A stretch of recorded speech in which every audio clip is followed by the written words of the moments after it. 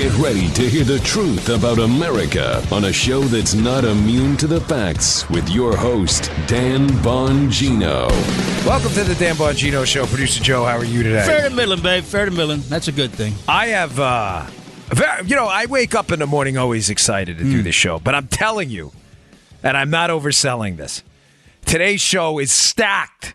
Stacked. So much so, Joe and I were screwing around before the thing, which we're always messing around before the show, and we were actually playing the drops for each other. Oh, yeah. Oh, yeah. Oh, no. Oh, no. I'm coming for you, Elizabeth. Dig it. Dig it. This is what we were doing before the show. Yeah. So in case you think like this is an act between Joe and I, it's not. We spent about 5 minutes just playing drops for each other, not on the air. Just laughing. Just laughing our butts off about drops. Oh, no. Oh, the listen, whole time. You almost got it. You almost got it. Oh, there you man, go. I'm trying. All right. So here's what I got for you today. I'm going to try to get to it all. I have some unbelievable news about the Obama administration, and they're rolling this entire debacle that's going to just blow your mind. And I came across in some research, this is why I'm stoked about the show, this morning, another mind-blowing piece of information about the Clinton administration, an investigation that's going on. And you know how I always tell you, remember the names? Mm-hmm. In this case, it's going to be remember the name of an organization. And when I say it, you're going to be like, wait, what? And it's all going to make sense just to sum this up, why the Obama administration and the Clintons are covering up this whole debacle, the spying thing, why they needed it, why they needed Trump to go away. I want to get to this cash is control thing, too, because there's a really cool piece I read and a couple other things. So let me get right to it. All right, today's show brought to you by our buddies at GoTenna at GoTenna.com. It's like antenna with a go. And why would it be like antenna with a go? GoTenna? GoTenna.com. GoTenna.com.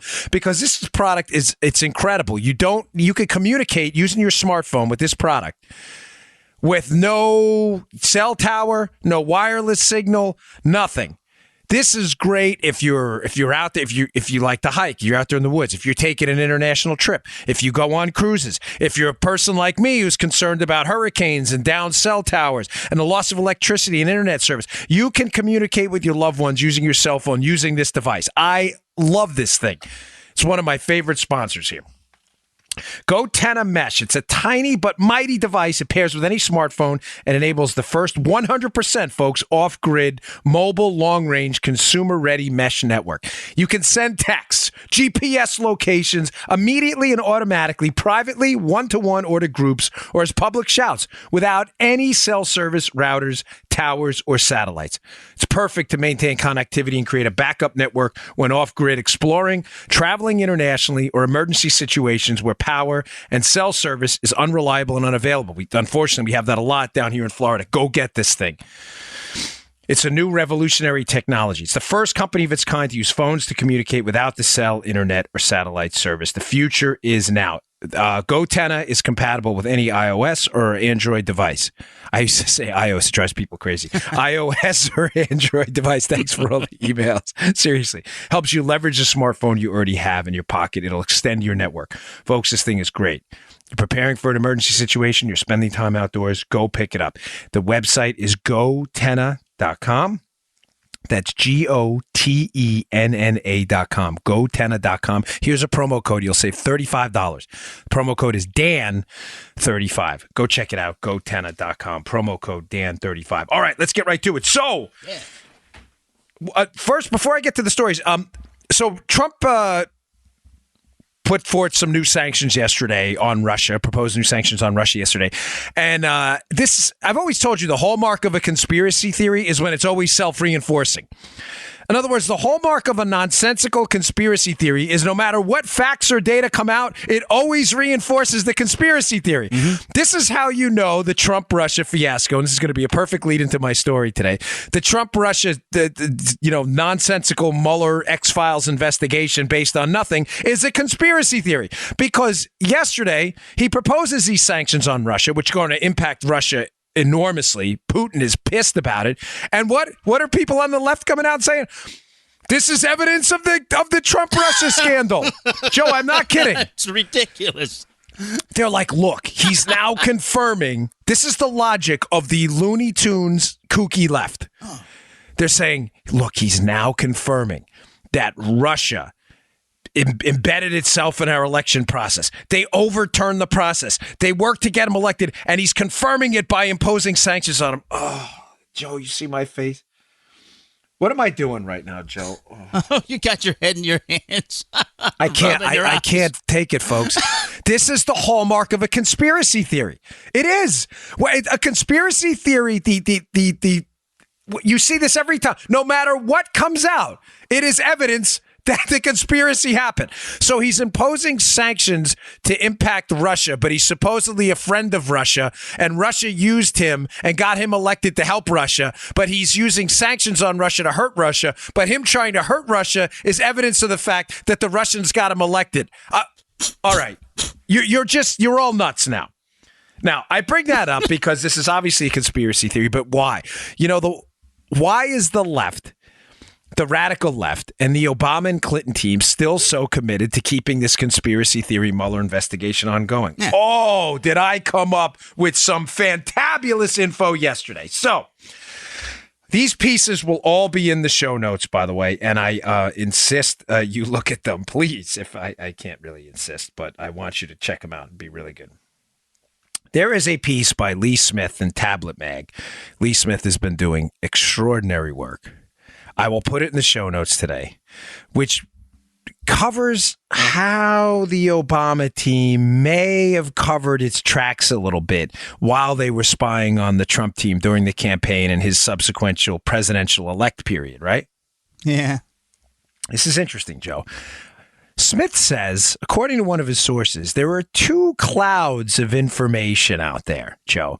Mm-hmm. You have the NSA cloud, where a lot of the metadata is stored. In other words, to keep it simple, folks, where Joe Armacost and my texts and emails are, right? Yes. That's the NSA cloud, right? Right. Apparently, according to his sources, there's a CIA cloud, too. Really? Now, upper-level people in the national security and intelligence apparatus, Joe, can move information between these two clouds. They're not necessarily the same information. So you're tracking me here? This is cool. I'm tracking you. This was a great piece of info.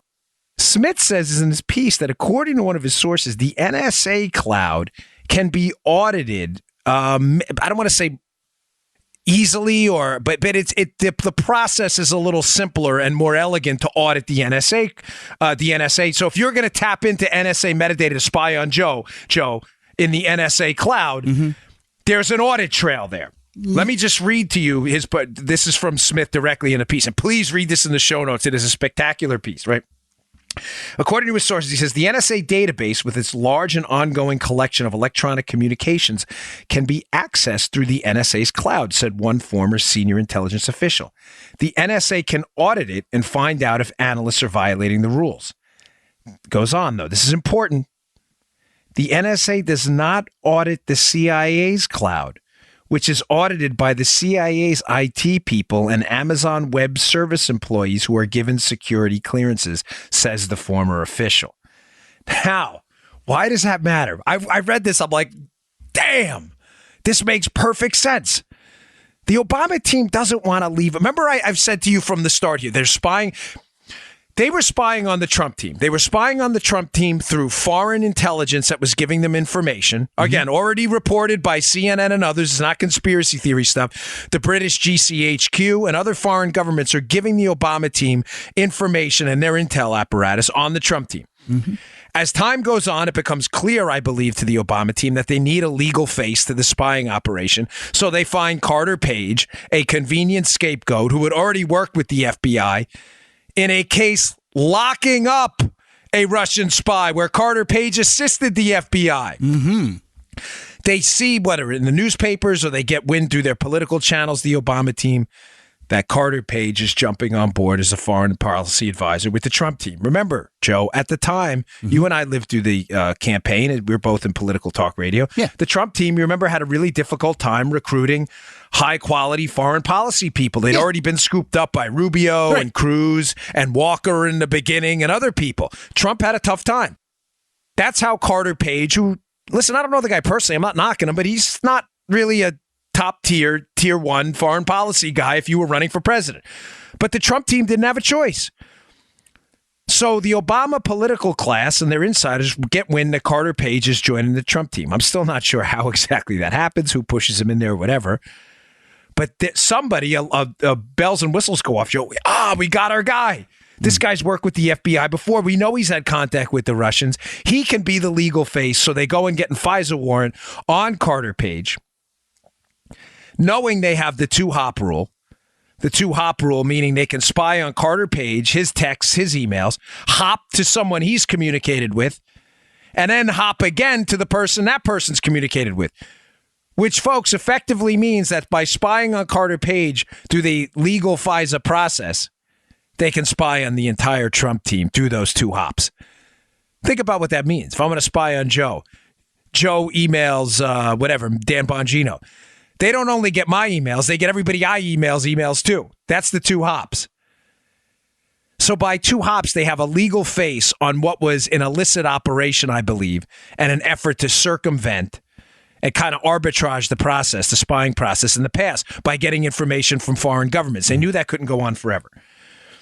Now, one of the other, so we clear on this, Joe, the mechanisms to spy. First, they're getting information from overseas intelligence. They know that can't continue forever. Right. They then put a legal face on it by going after Carter Page and getting the FISA warrant. Yep. The third prong of this attack is unmasking episodes. All right. Pretending you're spying on foreigners when what you're really doing is reverse targeting. It's perfectly legal to spy on foreigners who are, and foreign government officials, and it should be, who are not U.S. citizens and not in the United States.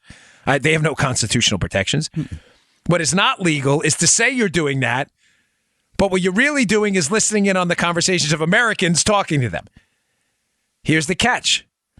Those Americans are masked, meaning it just says when you're spying on those foreign people, whatever, Russian ambassador so-and-so talks to U.S. person 1. Well, that doesn't help if the identity's masked. Mm-hmm. You need to know who person 1 is. So you unmask. That's what unmasking is. Now, unmasking, although bizarrely legal, I don't think it's constitutional. Let me be crystal clear on that. But legal is the third prong by which the Obama team spied. It's important you understand that. I know I've explained it, and I don't mean to, beat you to death with it, but you really have to get that. When you understand that was the core of the spying operation, you understand why they had to cover their tracks. Because it was going to be understood through these unmasking requests that left a paper trail, or at minimum an electronic trail, probably more apropos in this electronic era. It left an electronic trail. And ladies and gentlemen, it was going to be quite obvious through an audit trail of unmasking requests and other requests to tap into the metadata database. It was going to be obvious that all of the people who were unmasked were Trump people. Meaning U.S. person 1, U.S. person 2, U.S. person 2,762. Wow, it's awfully convenient they were all Trump people. Which would have said, obviously, that this was a reverse targeting operation. They weren't targeting foreigners. They were targeting the Trump people. What, by chance, you were only listening in on foreigners who were talking to people connected to the Trump team? What do you think? We're idiots? What was that? What movie was that for? Oh, it was Rocky IV. When the kid is sitting there and he's watching his dad fight Drago, and Rocky's son is home, and he goes, "That's my dad." And his friends go, "We know. What do you think we are, nerds?" Well, this is one of them. What do you think we are, nerds? If the unmaskings are all of Trump people, it's obvious you were not targeting foreigners. You were targeting them, so they had to hide it. Now that you've got the setup again, and I've told you the initial story, does it make sense now why Lee Smith's piece may be onto something? Mm-hmm. If they continually did this, Joe, through the NSA cloud, the NSA cloud is audited in a more rigorous process, which leaves an electronic trail of, holy crap, look at all this. They were tapping into this database for this guy, that guy, and they're all Trump people. Oh, my gosh. Yet you can transfer the information from one cloud to the next, and the CIA cloud was controlled by, who was the director of the CIA? Let me think. Scratch me. You got that head scratcher there, that head scratching drop? Okay. Yeah! The head scratch, it reveals an unbelievable piece of information. Oh, once I touch my head and scratch it, all the information. It was John Brennan. There we go. How did I forget that? John Brennan. Obviously, I knew who it was. Sarcasm dripping from my fangs. John Brennan, political hack of the highest order, knee deep in this entire thing, and the one pushing this story about the dossier and Trump being a bad guy the entire time. Move it from the NSA cloud. The NSA cloud, controlled at the time by Mike Rogers. Mike Rogers, who, as I've told you from episode 628 on, is the guy I believe, and many others believe, did not want to play ball with this spying operation. Remember, it's Mike Rogers at the NSA who requests an audit of all of these attempts to access and get information from the metadata database. He requests an audit because he smells something wrong. Mm-hmm. He's also the one who visits Trump after the election, November 17th, after he wins, 10 days afterwards, at Trump Tower. Makes an unannounced visit, doesn't tell the Obama team he still works for. Remember, Trump's just the president-elect. And then Trump conveniently evacuates Trump Tower the next day and goes up to Bedminster, New Jersey. Convenient how that happens. Now does they wiretapped us March tweet make all the sense in the world? Oh, yeah! Oh, yeah! You're darn right, Randy. What did Rogers tell him that day? Folks, I can't get out of my lane. I was not in on the conversation, but I find it awfully suspicious that a senior government source is saying, hey, they moved information or could have moved information from the NSA cloud, controlled by a guy who visits Trump in Trump Tower. Mike Rogers said, is head of the NSA.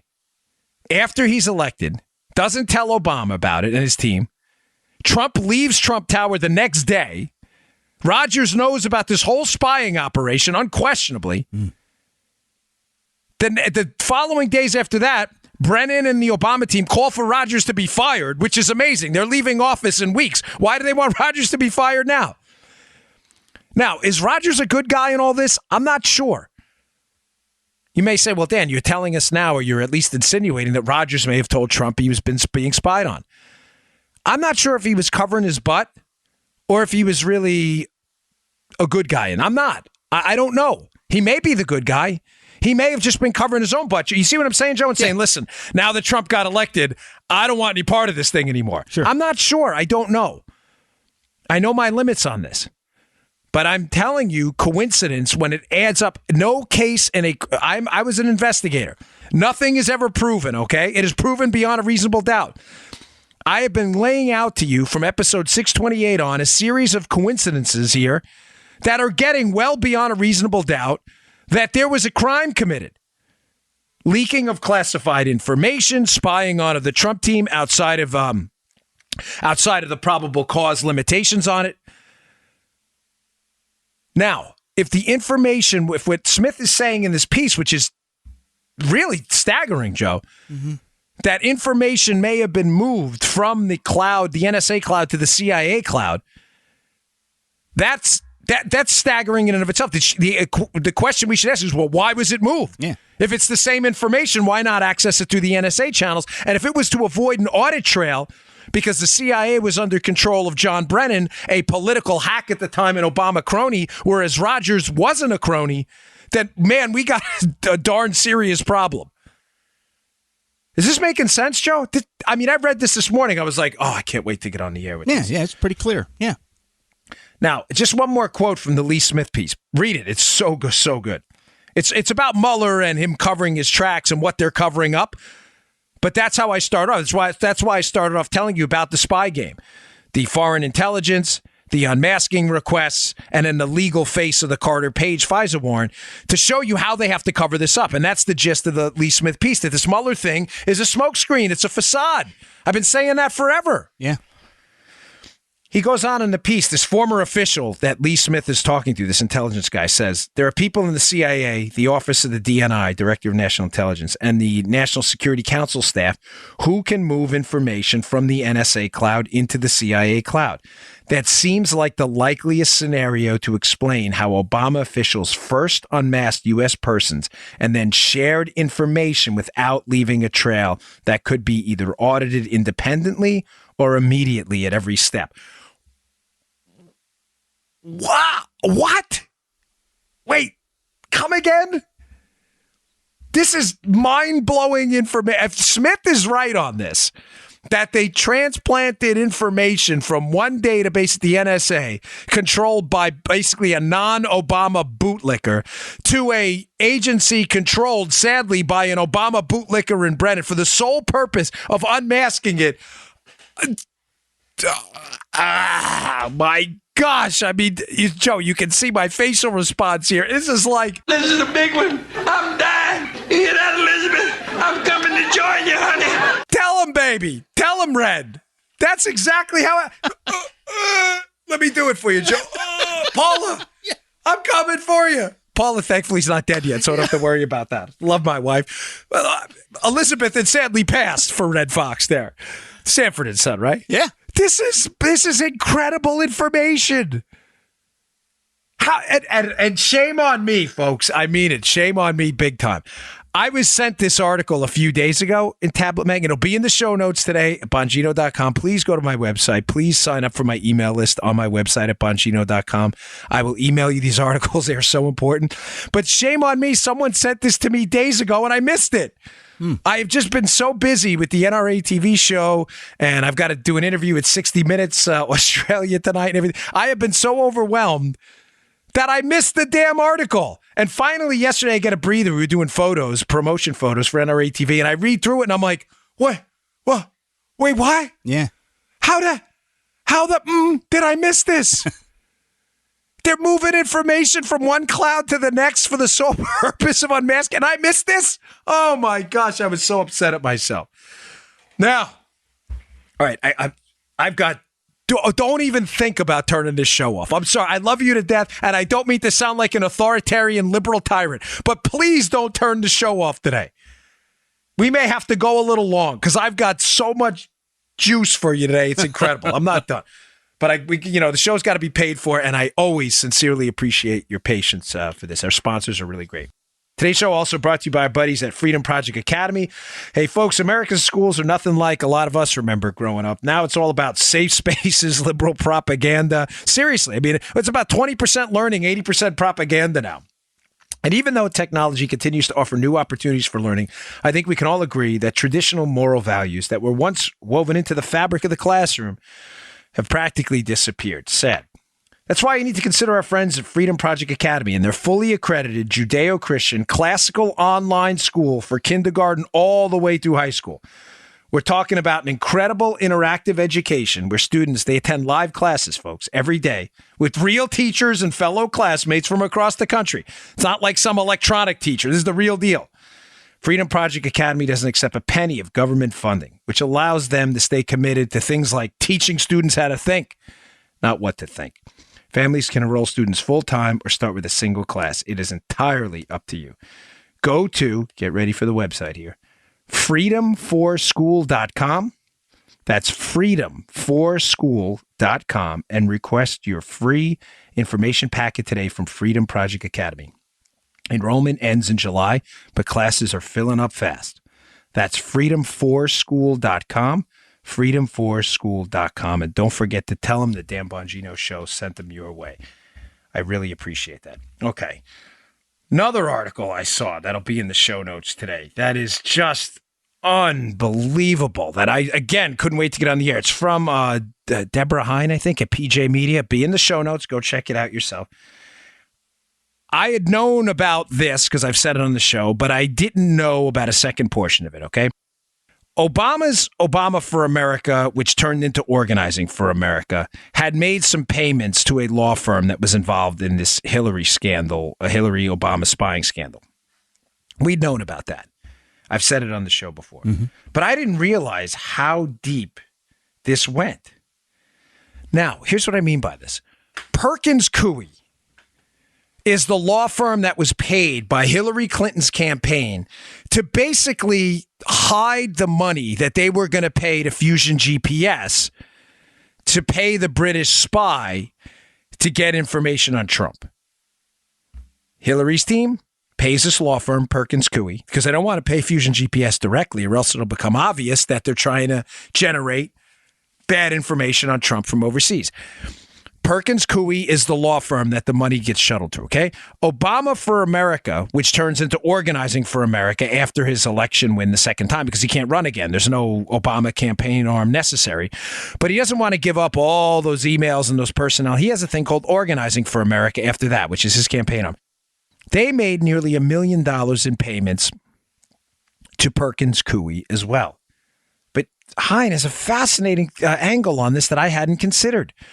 One of the things they paid people in Fusion GPS to do, the Obama for America, that is back in 2012 when he was running against Mitt Romney, Joe, was to go and hunt down big-time Republican donors and basically destroy their credibility, too. Why am I bringing any of this up in relationship to what I told you before? Here's why, folks. I'm constantly asked the question at speeches, on emails, people who call in talk radio when I fill in. Okay, Dan, we get it, but why spy on Trump? Why frame him? Why try to set up the Trump team like you're claiming they did? Folks, they had so much to hide. I mean, that's why I discussed the NSA cloud, CIA cloud story first. If the information was available in both of these clouds, and if you're a senior government intel guy, and you're not going to be breaking any rules, and you think I'm wrong, challenge me on it. But why worry about an audit trail in the NSA cloud and move information? Why worry about an audit trail if you're not doing anything wrong? Folks, they were spying to cover up all of the misdeeds they had done in the past. The spying, Uranium One, all of this stuff. They needed Trump to be guilty. They had to dirty him up. Now, they already had a template for doing it, and that's why I'm discussing this second story. The template for doing it was the 2012 model by Obama. Obama's team hired who? Fusion GPS. Who paid Fusion GPS? The same law firm, Perkins Coie, that Hillary Clinton paid to hire Fusion GPS before. The model was already there. Except in the 2012 election, they probably didn't have any dirt on Romney. Seriously, they probably really didn't have much. I mean, Romney is probably I'm not a huge Mitt Romney guy, but I met him personally when I was doing a George W. Bush Secret Service advance out in Utah. I think he has like a log cabin out there or something like that. And his family was very nice. I can almost guarantee you they did research on him the same way Fusion GPS and them attacked Donald Trump and probably didn't find anything of note, Joe. Right. So what did they do?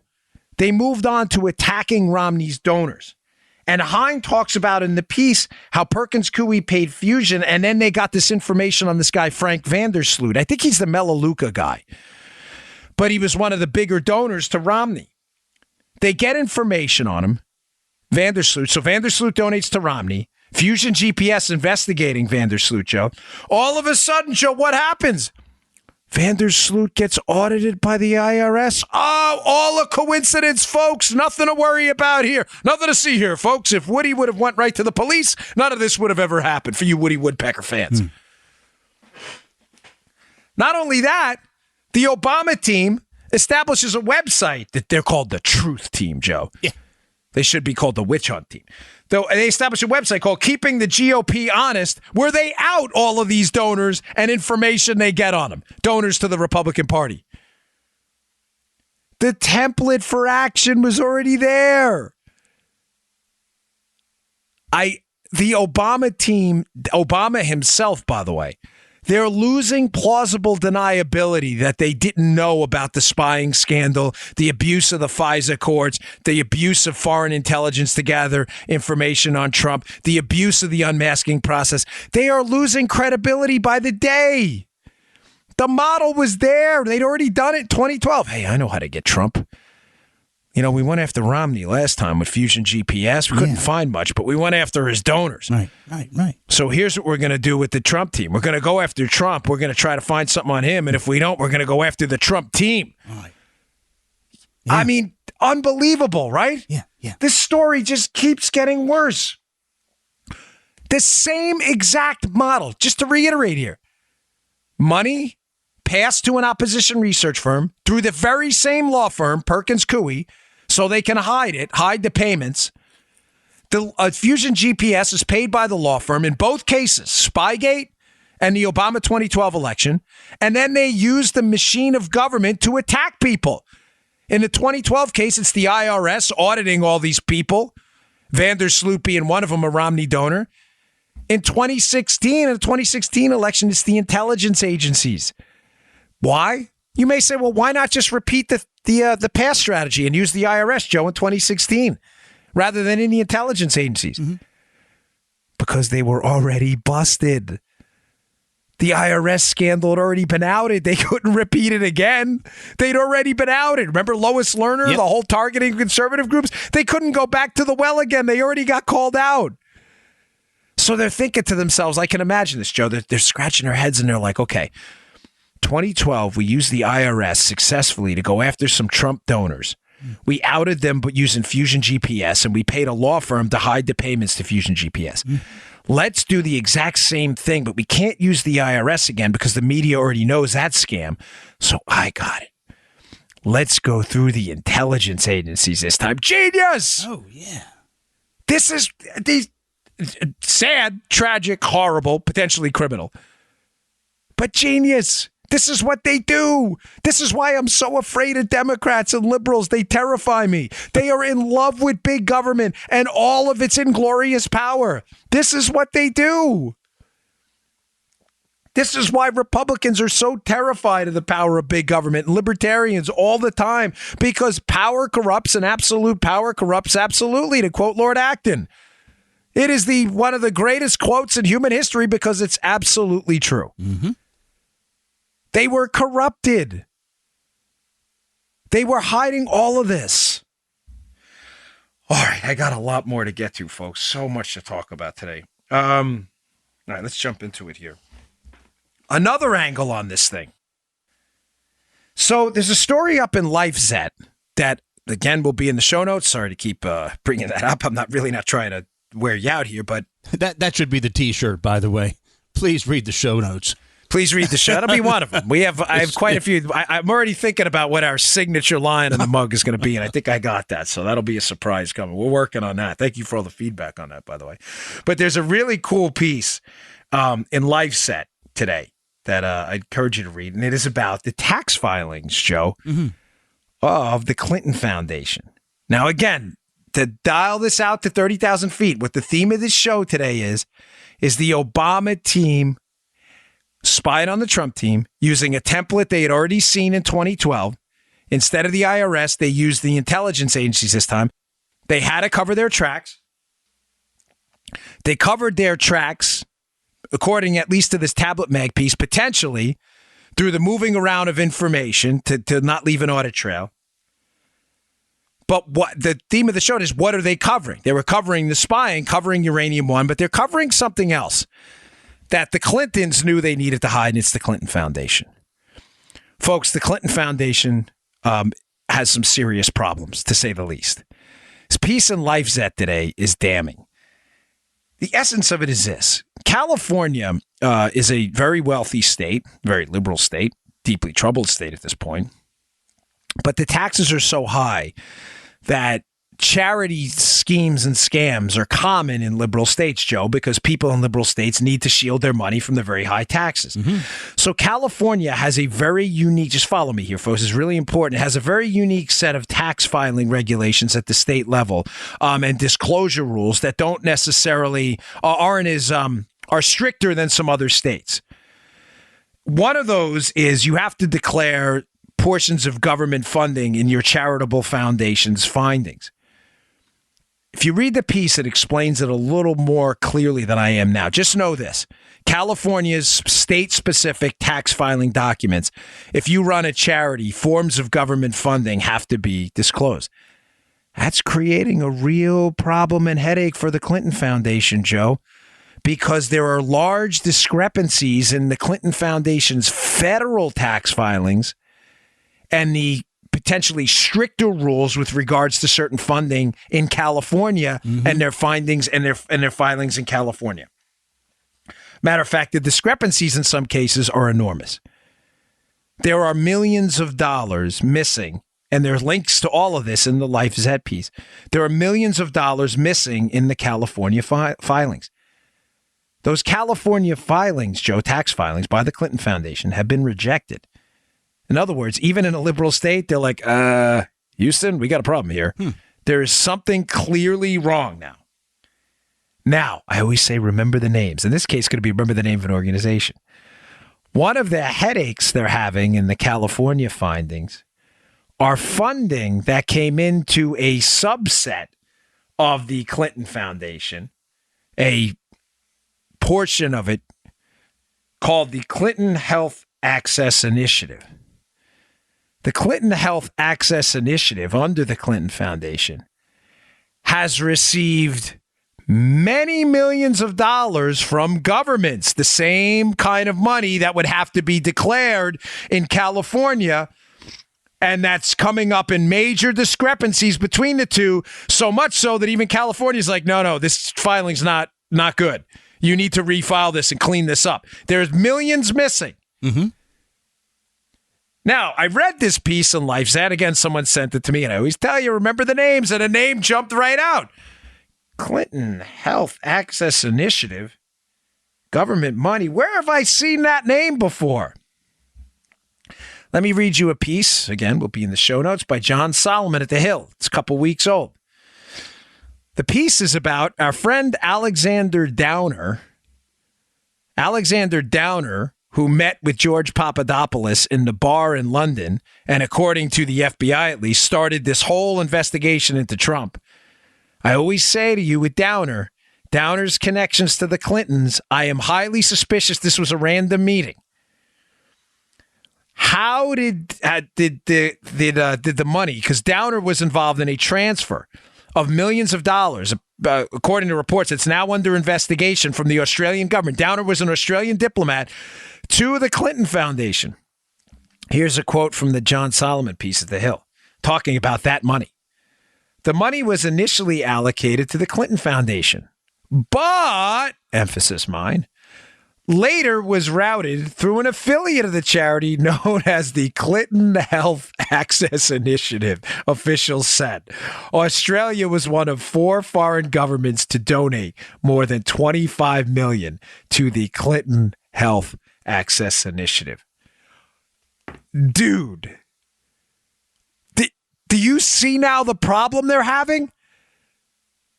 Was the Clinton Health Access Initiative a portion of the Clinton Foundation, a set-aside they were using to not have to file tax returns in certain states? What were they doing with that money? Why the discrepancy? Why not report it? Did Downer know something about it? Folks, read the two stories side by side. The LifeZette story about how the Clinton Health Access Initiative is causing all kinds of federal and state tax filing issues for the Clintons.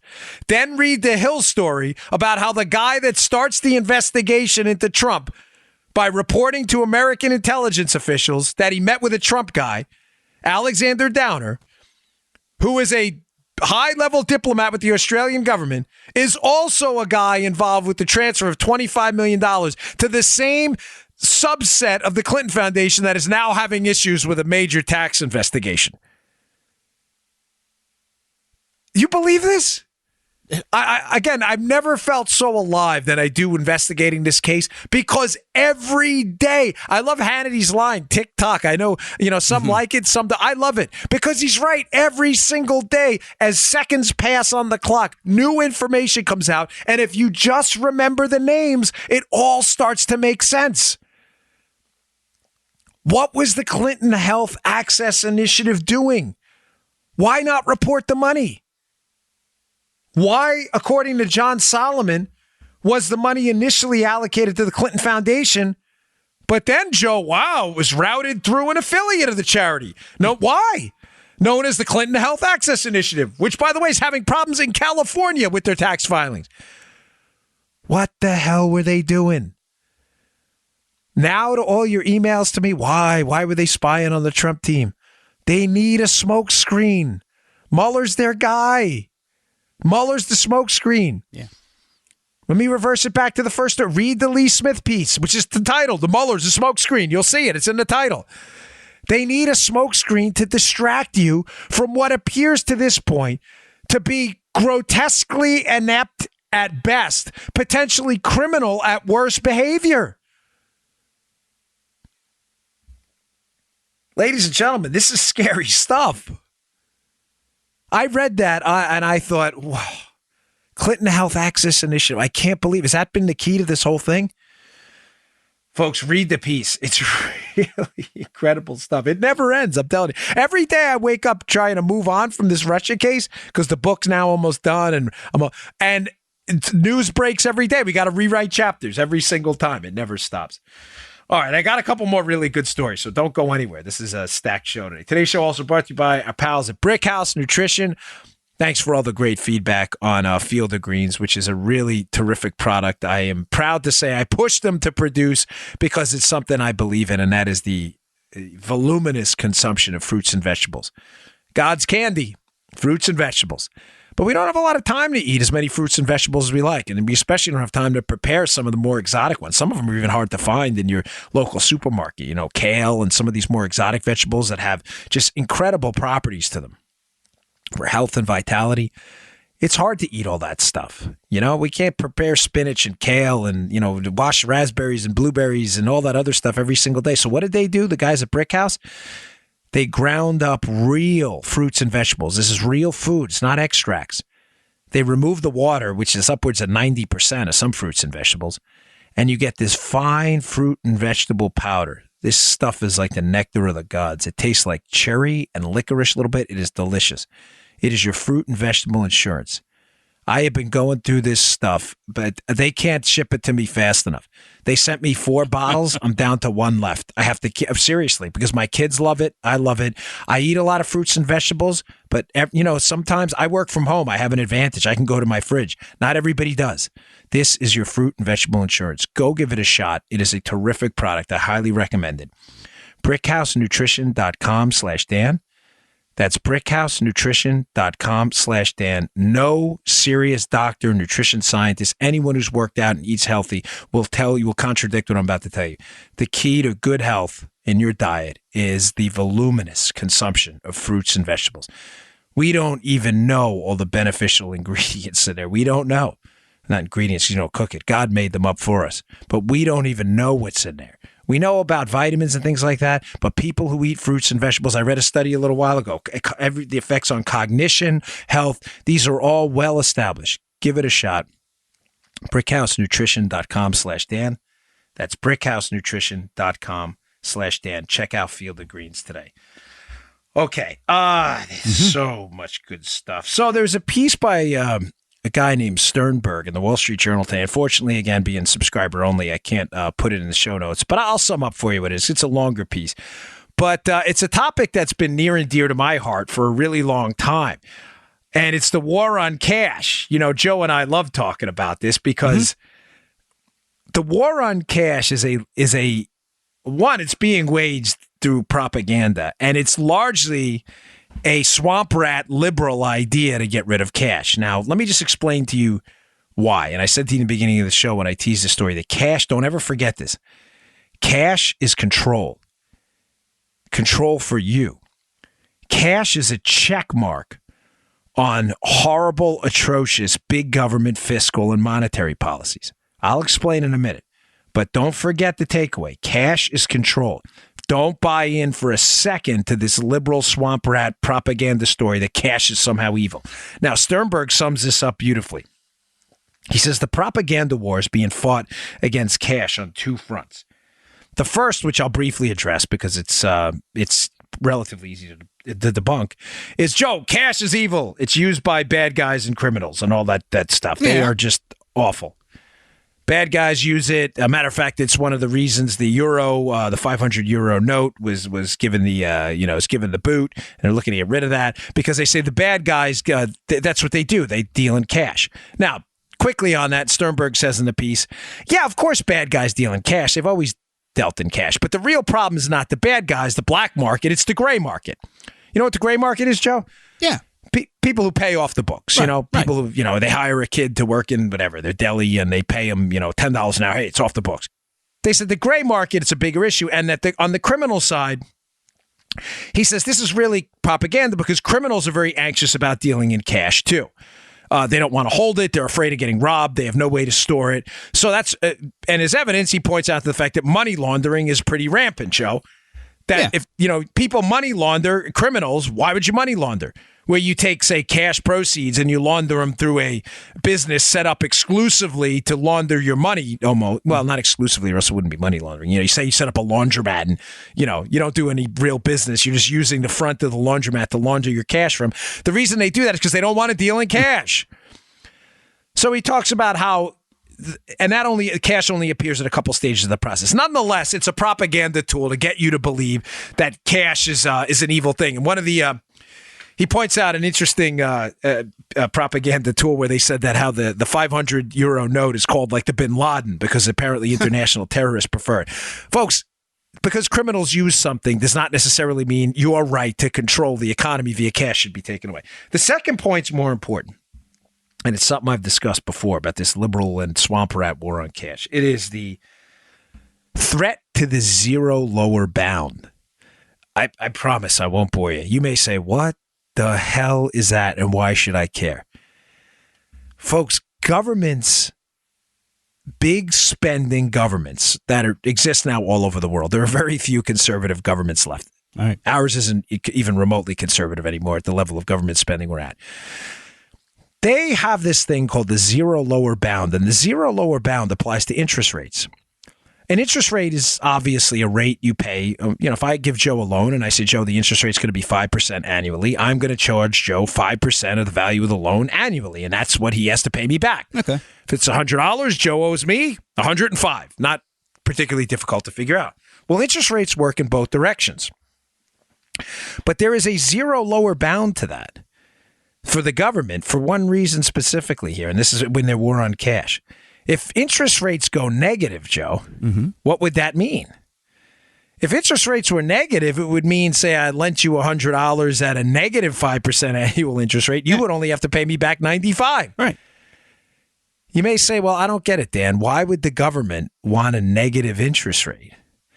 Well, negative interest rates are wonderful for the government. Because one, if you have your money in the bank and they can charge a negative interest rate on that government, it is effectively going to provide a tax. It is a de facto way to tax money. They love the idea of negative interest rates. But the only way negative interest rates would work is by you having money in the financial system. Think about it, right? Yeah. I'm not explaining this well. I can see because although your image is locked up here a little bit, I can sense your confusion here. The lower an interest rate goes, forget the negative portion for a minute. Okay. The lower an interest rate goes, the more you can induce inflation because money will be cheaper. Right. If it costs me 10% to borrow money, right, at a high interest rate, there's a cost to money like anything else. An interest rate is a cost to capital, right?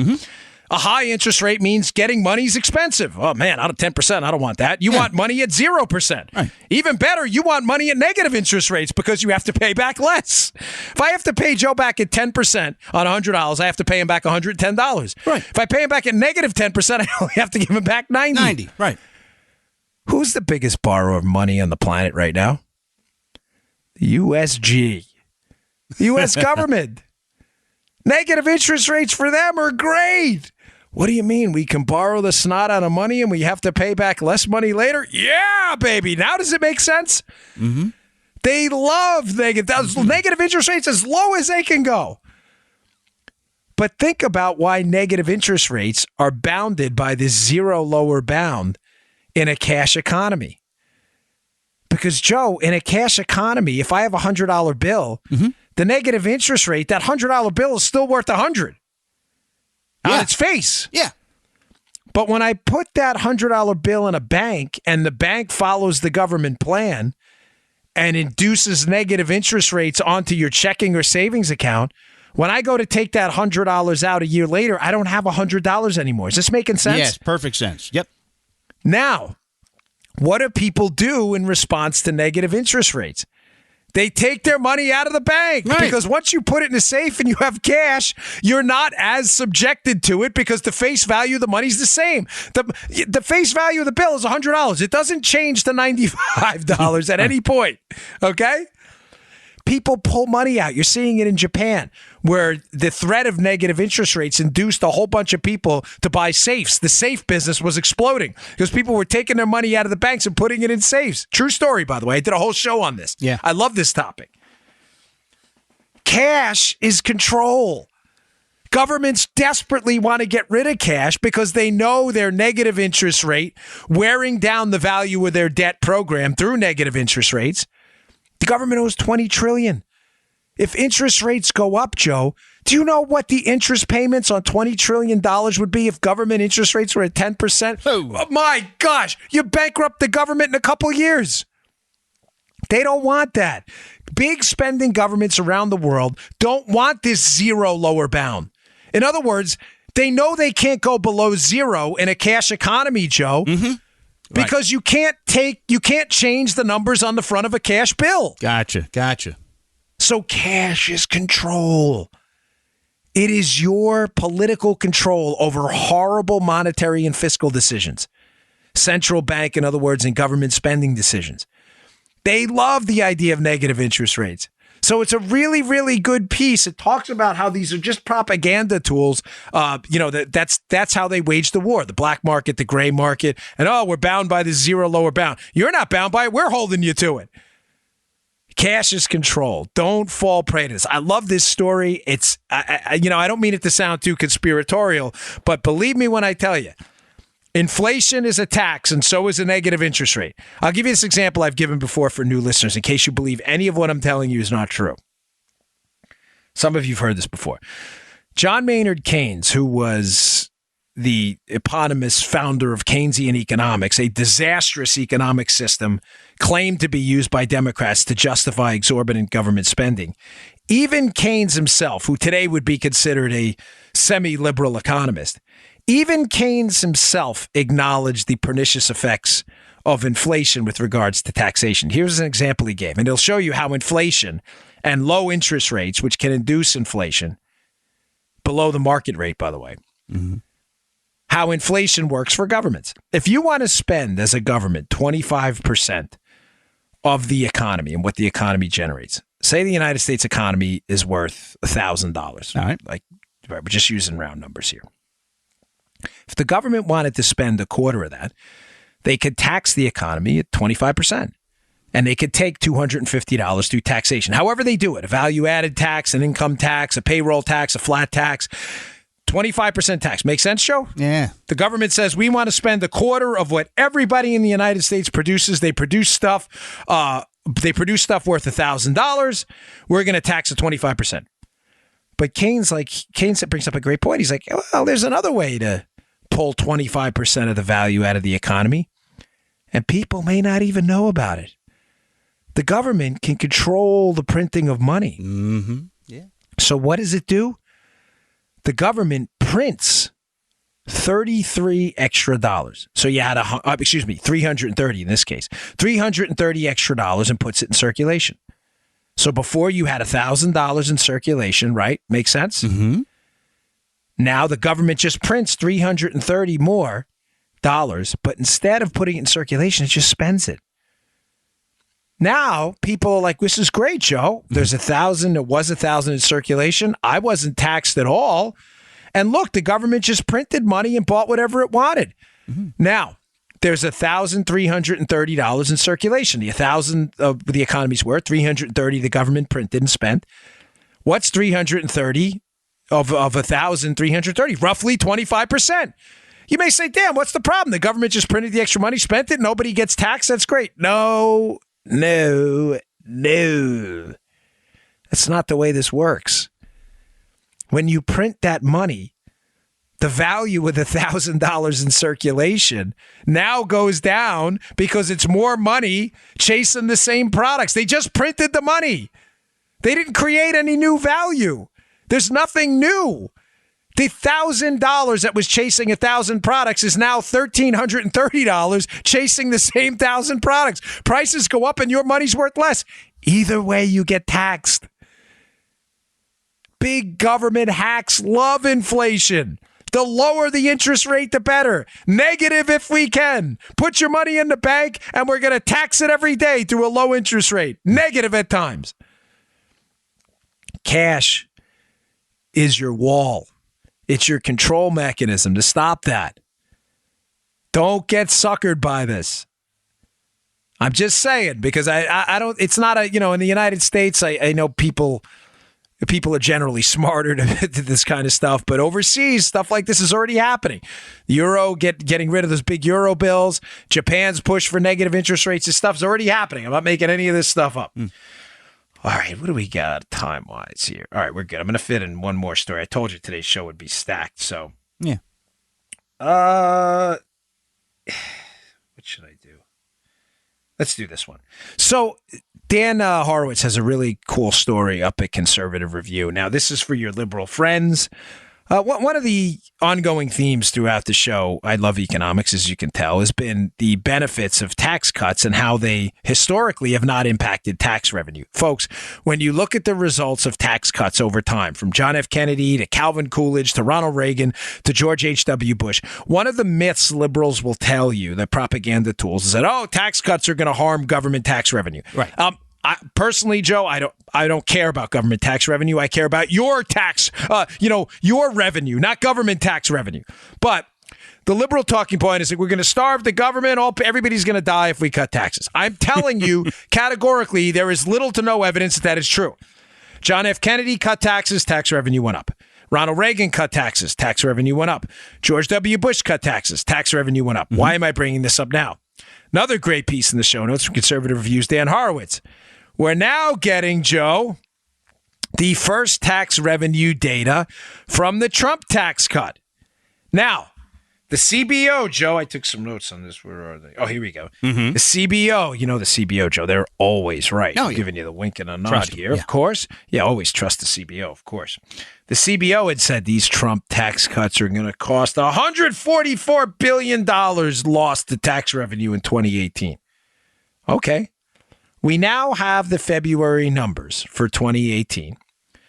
The February numbers contrasted with the 2017 February numbers. So according to the CBO, Joe, we should have lost a boatload of money in February due to the Trump tax cuts. What happened? They're up. Tax revenue's up. Wait, what do you mean tax revenue's up? So liberals, Chicken Little, the sky is falling, didn't come true. Tax revenue's up $1.36 billion. Folks, all right, it's 1 month. I am not going to be hyperbolic or exaggerate to you that 1 month is indicative of, we may lose some tax revenue later on. I'm simply telling you, I'm not making a causal inference.